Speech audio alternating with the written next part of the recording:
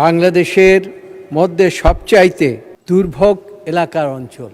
এখানে দীর্ঘ 17 বছর কোনো রাস্তাঘাট হয়নি, একটা ইটের ছোঁয়াও পড়েনি।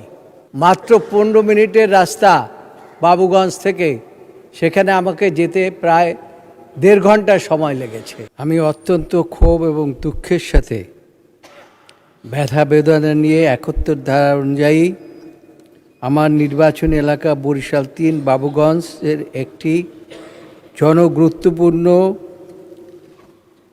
দুর্ভোগ বিষয়ে মাননীয় স্থানীয় সরকার, পল্লী উন্নয়ন ও সমবায় মন্ত্রী দৃষ্টি আকর্ষণ করছি। মাননীয় স্পিকার,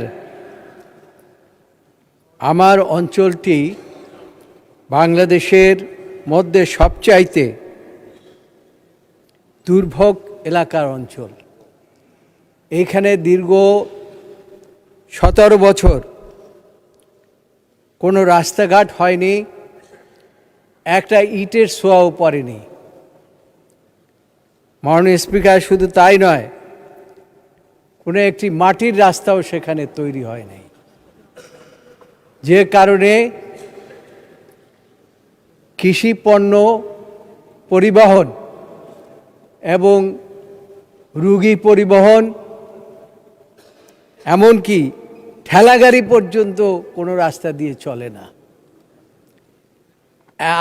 আমার জানা নাই যে এখনো কোনো অঞ্চলে বাসের সাক্ষ্য আছে কিনা।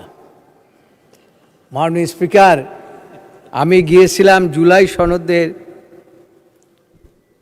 শহীদ হওয়া আমাদের এক আমিনুর রহমানের বাড়িতে। সেই বাড়িতে ঢোকার সময় আমাকে বাসের সাক্ষ্য দিয়ে কোনোভাবে যেতে হয়েছে। মাত্র 15 মিনিটের রাস্তা বাবুগঞ্জ থেকে সেখানে আমাকে যেতে প্রায় 1.5 ঘন্টা সময় লেগেছে। এ হয়েছে রাস্তার অবস্থা। মাননীয় স্পিকার,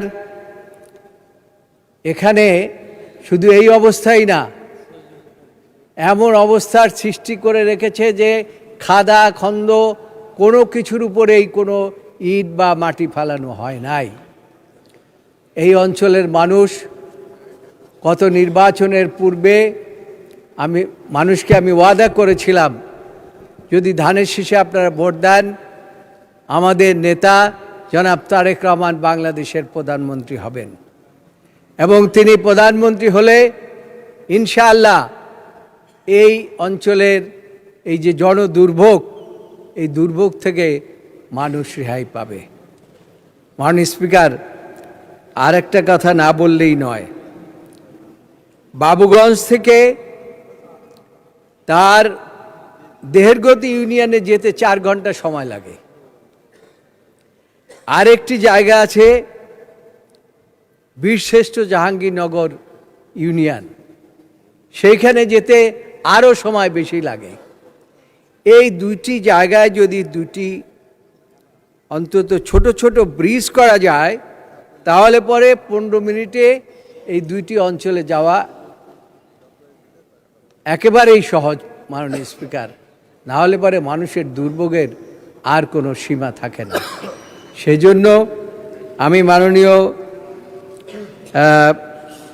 পল্লী উন্নয়ন এবং স্থানীয় সরকার সমবায় মন্ত্রীর দৃষ্টি আকর্ষণ করছি, অনতিবিলম্বে আমার এলাকার এই রাস্তাঘাট অন্তত পুনর্নির্মাণ করে হোক, সংস্কার করে হোক, উন্নততর করা, অন্যথায় মানুষের দুর্ভোগের আর সীমা থাকবে না।